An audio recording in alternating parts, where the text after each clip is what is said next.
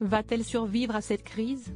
Plus que jamais fragilisée par le passage en force du gouvernement sur l'impopulaire réforme des retraites, Elisabeth Borne vit sa période la plus compliquée à Matignon. Et ce moins d'un an après son arrivée, alors qu'elle était quasiment inconnue pour les Français. Résultat, certains l'imaginent déjà devoir quitter son poste. « J'assume d'être infusible », aurait-elle même glissé à Emmanuel Macron, qui en fait la deuxième femme à devenir première ministre après Édith Cresson. Pudique à l'extrême sur sa vie privée, celle qui a remplacé Jean Castex partirait sans que les Français aient réellement percé le mystère sur sa personnalité. Compagnon, fortune, parents. Gala.fr vous aide toutefois à en savoir plus sur la première ministre. Quel est l'âge d'Elisabeth Borne? Elisabeth Borne a 61 ans aujourd'hui. Née le 18 avril 1961, dans le 15e arrondissement de Paris, la future première ministre grandit dans la capitale. Grande bosseuse selon ses camarades de l'époque, elle étudie à l'Institution de la Providence, au lycée Janson de Sailly puis sort diplômée de l'école polytechnique en 1984.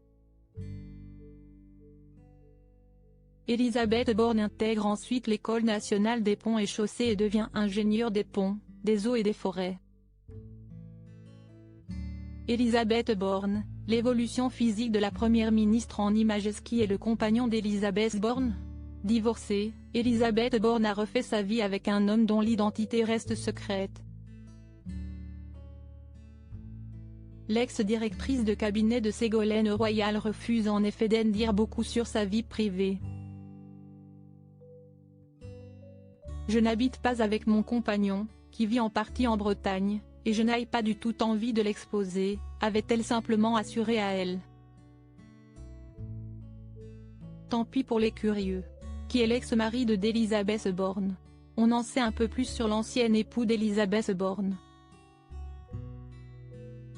Olivier Alix, auquel elle a été mariée de 1989 à 2008, est un enseignant-chercheur. Il exerce à l'École normale supérieure Paris-Saclay, à Cachan, en tant que professeur de classe exceptionnelle en génie mécanique. Au cours de sa carrière, Olivier Alix a reçu plusieurs prix, dont la médaille de chevalier de l'Ordre national du mérite, en 2017. Il est le père de Nathan, le fils unique de la première ministre. Quelle est la fortune d'Elisabeth Borne? Pas de secret là-dessus. Obligée de rendre public son patrimoine, à son arrivée à Matignon, Elisabeth Borne déclare des biens estimés à 1,034 million d'euros. Dans sa déclaration à la Haute Autorité pour la transparence de la vie publique, on retrouve un appartement de 68 mètres carrés situé à Paris, acheté 480 000 euros en 2008 puis évalué à 576 000 euros en 2017, et un autre situé dans les Hauts-de-Seine. Sa valeur? 410 000 euros. Sur ses comptes bancaires à la Société Générale, elle disposait au total de 167 981 euros. La polytechnicienne a également déclaré une Citroën achetée en 2015, d'une valeur de 12 825 euros. Qui est le fils d'Elisabeth Borne? On ne connaît ni son visage, ni sa voix.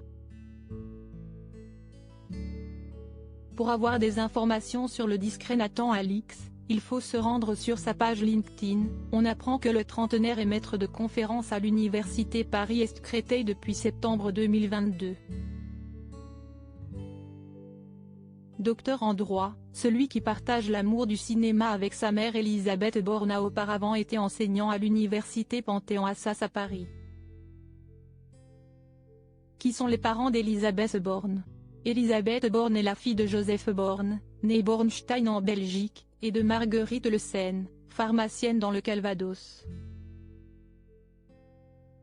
À seulement 11 ans, la vie de la future première ministre et de sa sœur Anne-Marie bascule. Leur père, juif d'origine russe et ancien résistant, se suicide à 49 ans.